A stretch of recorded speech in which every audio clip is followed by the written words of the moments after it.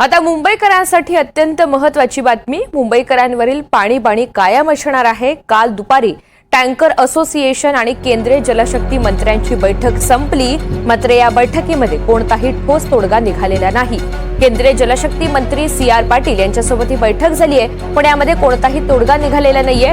Tanker असोसिएशनची स्वतंत्र बैठक होणार आहे, त्यामध्ये कोणता तोडगा निघतो का हे पाहणं आता महत्त्वाचं असेल।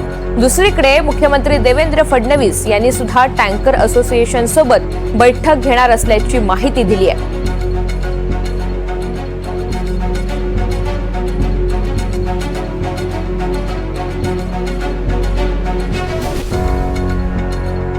मुख्यमंत्र्यांनी काय ट्विट केले पाहूया। तर टँकर चालकांचा संप सुरू असल्यामुळे पाण्याची समस्या निर्माण झाली आहे।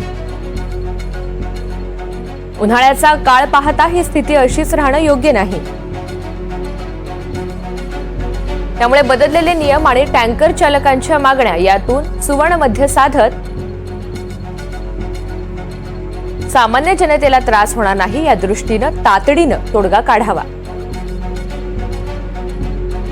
असे निर्देश मी मुंबई महापालिका आयुक्तांना दिलेले आहेत, असं ट्विट मुख्यमंत्री देवेंद्र फडणवीस यांनी केलं।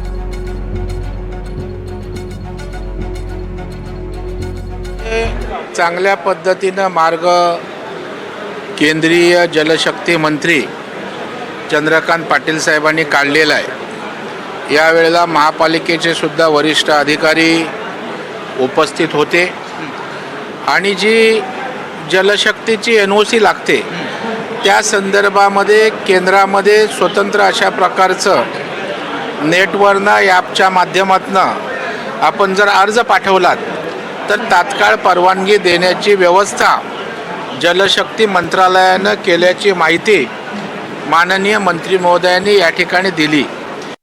जो काही 2 दिवसाचा संप हा आणि पुकारलेला किती दिवस चालेल मला माहिती नाही। मी काल पण विनंती केली होती, आज पण मी सरकारकडे एक अपील करत आहे, मुख्यमंत्र्यांकडे एक अपील करत आहे की तातडीने ह्या सगळ्या असोसिएशनला आपण स्वतः भेट द्यावी आणि भेटून त्यांच्या ज्या काही मागण्या असतील त्या केंद्र सरकार समोर ठेवून तोडगा काढावा। कारण हे किती दिवस संप आम्ही सहन करायचा मुंबईकरांनी, आणि हे पाण्याची तूट जी आहे, तुटवडा जो आहे तो किती दिवस सहन करायचा हा एक मोठा प्रश्न आहे। तसंच जर पाहायला गेलं तर गेल्या 6-7 महिन्यांमध्ये मुंबईत पाण्याचा तर प्रॉब्लेम आहेच। खूप ठिकाणी जी रस्त्याची कामं सर्रास सुरू आहेत, त्याच्यात अनेक लाईन डॅमेज झालेले आहेत, गढूळ पाणी घरी येत आहे, काही ठिकाणी दूषित पाणी, गढूळ पाणी ह्याच सोबत पाण्याचा दाब कमी पडत आहे। आणि आज आपण पाहतोय अनेक मुंबईकर मला देखील मेसेज करतात, कदाचित आपल्या बिल्डिंगमध्ये पण तीच परिस्थिती असेल की आता पाणीच नाही राहिलं कारण टँकर असोसिएशनने पाणी देणं बंद केलं। दरम्यान केंद्रीय जलशक्ती मंत्री CR पाटील यांच्यासोबत बैठक झाल्यानंतर टँकर चालक संघटनेचे सचिव राजेश ठाकूर यांनी नेमकी काय प्रतिक्रिया दिली ती सुद्धा पाहूयात।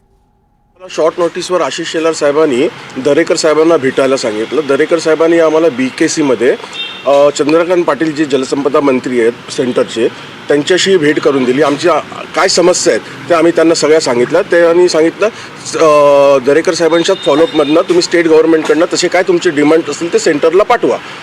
मग त्या समस्या ज्या आमच्या समस्या आहेत त्याच्यात समाधान झाल्यानंतर आम्ही एक मीटिंग घेऊ आमची जनरल बॉडीची, आणि त्याच्यात जे काय ठरेल त्या विषयावर आम्ही बोलू। काय समस्या आहेत नेमका? आमच्या समस्या ह्याच आहे की आम्ही NOC घ्यायला सगळे तयार आहेत, पण ते 200 स्क्वेअर मीटरची जी जागा आहे, विहिरीच्या आजूबाजूला 200 स्क्वेअर मीटरची जागा आहे ती तुम्हाला हवी आहे। तर 200 स्क्वेअर मीटरची मुंबईसाठी ज्या कंजेस्टेड सिटी एवढी की तिकडे पॉसिबल नाही आहे, तेवढं आम्ही त्यांना सांगितलं ती अट शिथिल करा आणि रोडवर टँकर भरू नका, प्रिमायसेसच्या आत भरा।